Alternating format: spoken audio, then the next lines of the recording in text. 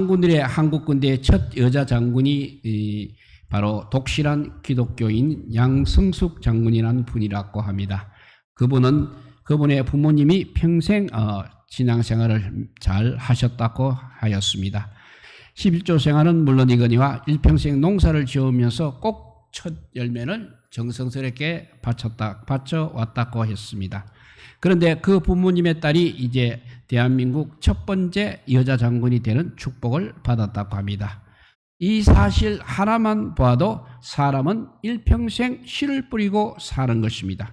그리고 씨를 뿌린 대로 거두는 것이 인생이라는 것을 알 수 있습니다. 그리고 모든 사람은 반드시 죽어야 하는 법입니다. 그런데 자기는 죽음과는 상관이 없는 줄 알고 사는 것처럼 모든 인간은 씨를 뿌리며 삽니다. 또 씨를 뿌린 대로 언젠가는 거두게 된다는 또 이 추수의 법칙마저 잊어버리고 살아가고 있는 현실입니다.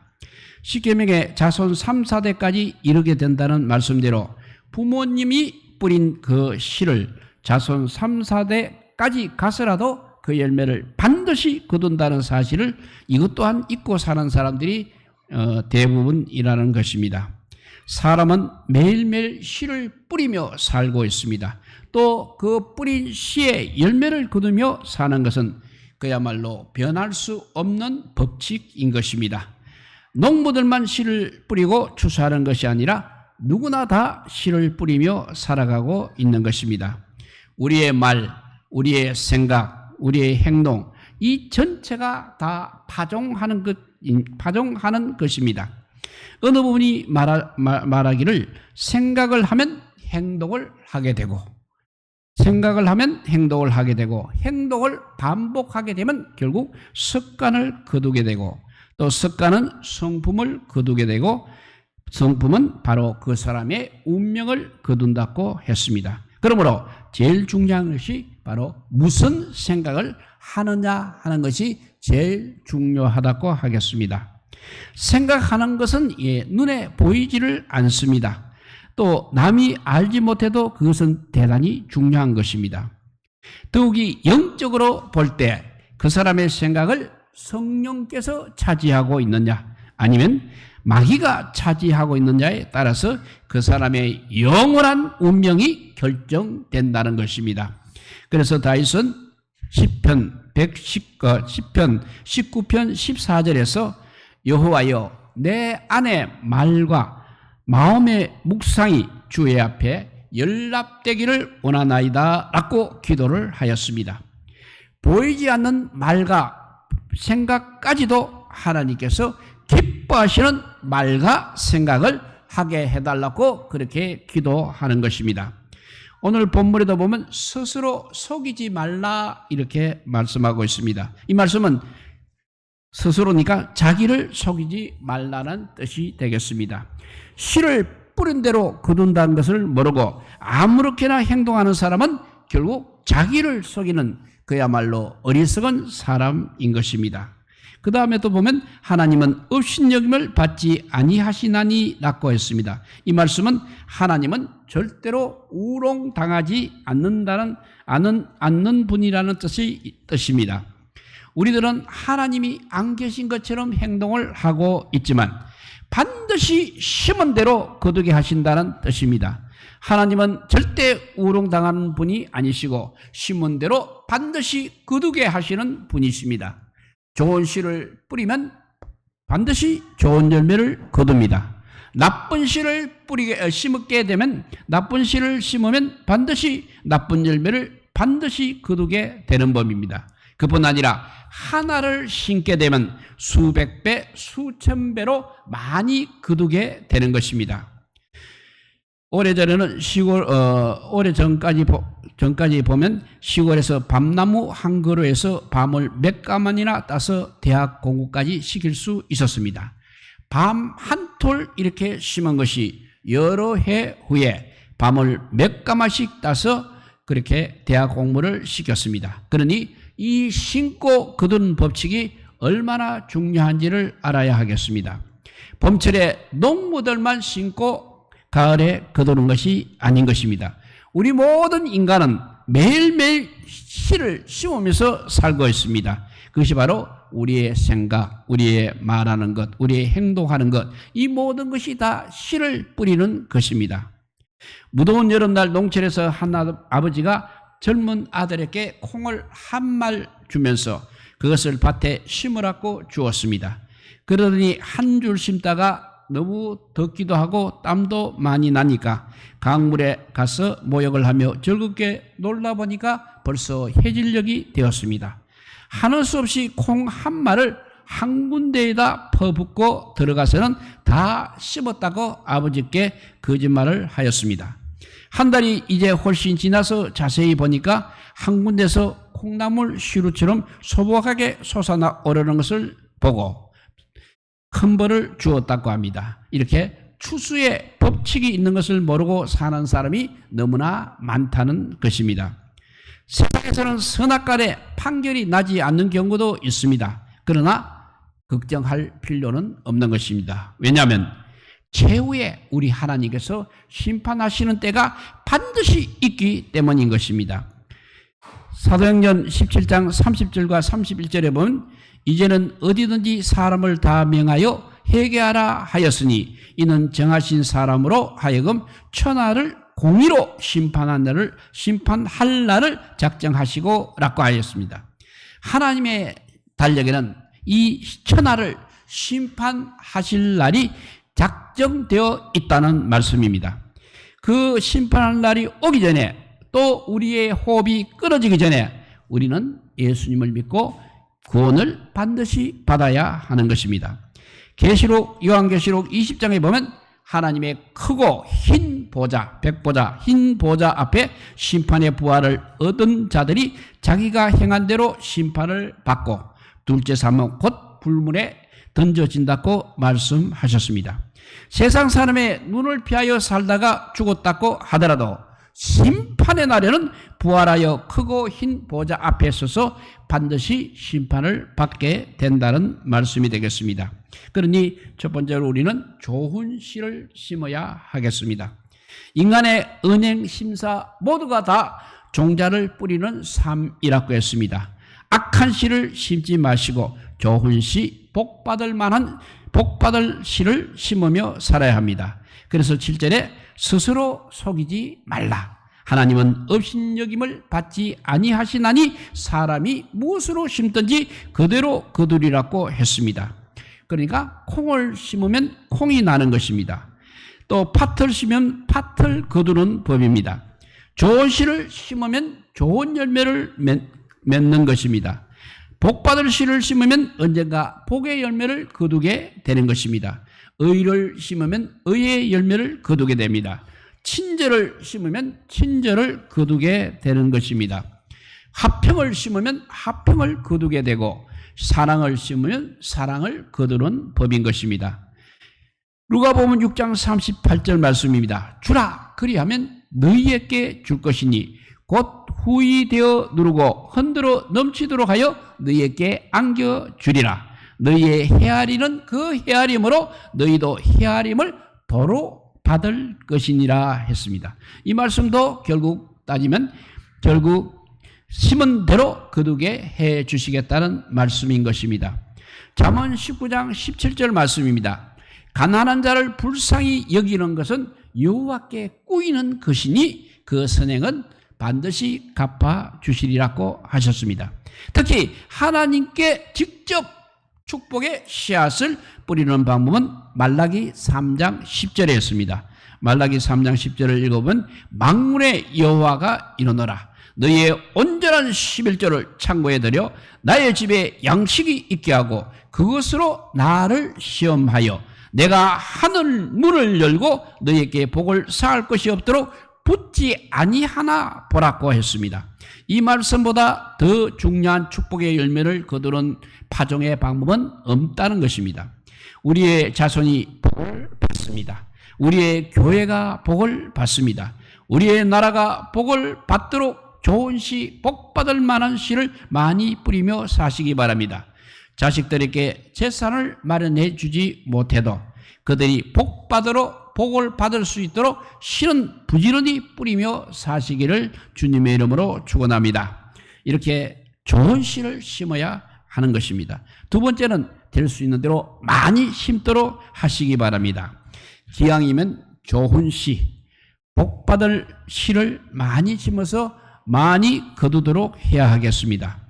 갈라디아서 6장 10절 말씀입니다. 그러므로 우리는 기에 있는 대로 모든 이에게 착한 일을 하되 더욱 믿음의 가정들에게 할지니라 했습니다. 여기서 기에 있는 대로 모든 이에게 착한 일을 하되 될 수 있는 대로 많이 뿌려야 한다는 말씀이 되겠습니다. 고린도후서 9장 6절에도 보면 이것이 곧 적게 심은 자는 적게 거두고 많이 심는 자는 많이 거둔다는 말이로다 했습니다. 사도 바울이 예배 시간에 하나님께 헌금하는 데 대한 말씀을 하시다가 그들에게 될 수 있는 대로 많이 드리도록 하였다는 문장입니다. 왜냐하면 적게 심는 자는 적게 거두고 많이 심는 자는 많이 거두기 때문에 이렇게 말씀하고 있는 것입니다. 그리고 고린도후서 그 9장 7절에 가보면 각각 그 마음에 정한 대로 할 것이요 정한 대로 할 것이요 인색함으로 또 억지로 하지 말지니 하나님은 절교내는 자를 사랑하시느니라고 말씀하셨습니다.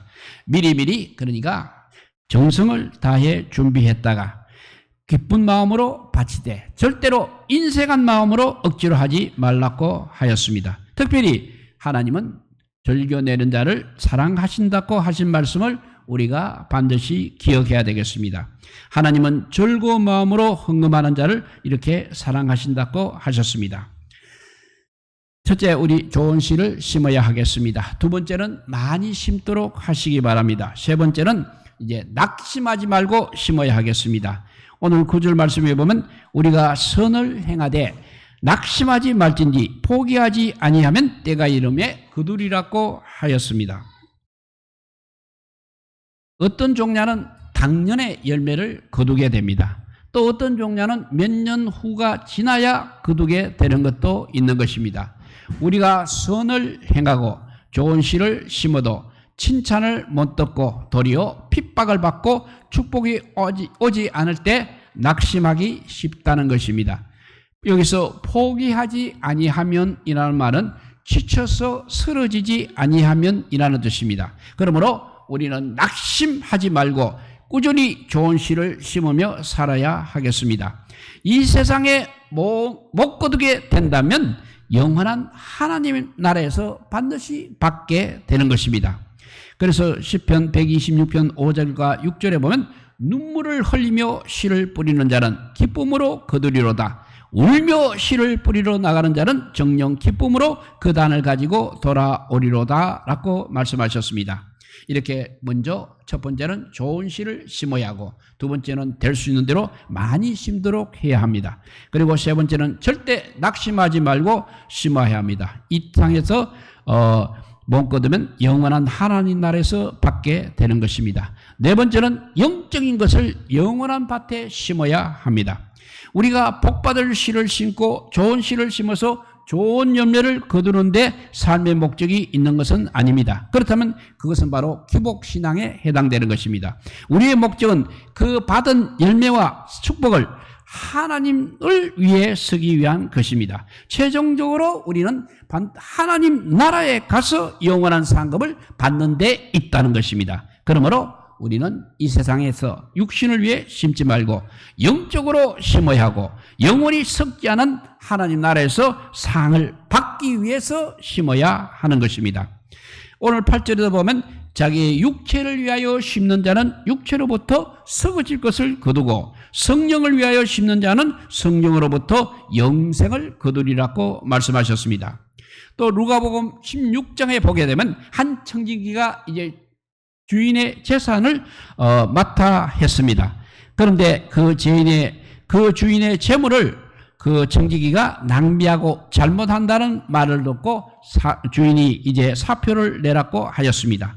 그래서 그 청지기는 고민하기를 땅이 파자니 힘이 없고 빌어 먹다니 부끄럽구나 이렇게 생각하고 직분을 빼앗기기 전에 인심을 서두잡고 생각하고 빚쟁이들을 불러다가 기름 100만원 50말로 탕감해주고 밀 100석은 80석으로 감해 주었습니다. 청지기를 그만둔 다음에 자기를 영접해 줄 것을 기대하고 자기가 관리할 수 있을 그때 그렇게 했다는 것입니다. 예수님이 이 청지기를 지혜롭게 행동했다고 칭찬한 이유는 그가 장례를 위해 예배할 줄 알았다는 것을 칭찬한 것입니다. 우리는 모두 다 청지기들입니다. 하나님의 것을 맡아 관리하는 청지기인 것입니다. 그러므로 청지기는 항상 주인의 유익을 위해서 재물을 써야 합니다.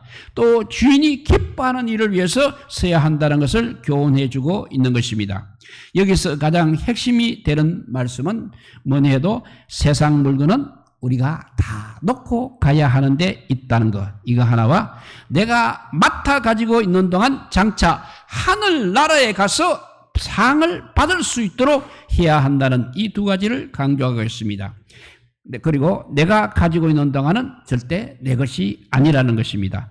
하나님의 뜻대로 복음을 위해서, 영혼 구원을 위해서, 주의 몸된 교회를 위해서 사용하게 되면 그것은 바로 영원히 내 것이 된다는 것을 우리 주님께서 가르쳐주고 있는 것입니다. 땅에만 재물을 쌓아두면 죽음이 오기 전에 하늘나라에 쌓아둘 줄 모르는 어리석은 부자의 영혼을 불러가시면서 누가복음 12장 21절에 자기를 위하여 재물을 쌓아두고 하나님께 부유치 못한 자가 이와 같으니라고 예수님께서 말씀하셨습니다. 또 마태복음 6장 19절에 보면 너희를 위하여 보물을 땅에 쌓아두지 말라. 거기는 종과 동록이 해하며 도적이 구멍을 뚫고 도적질하느니라.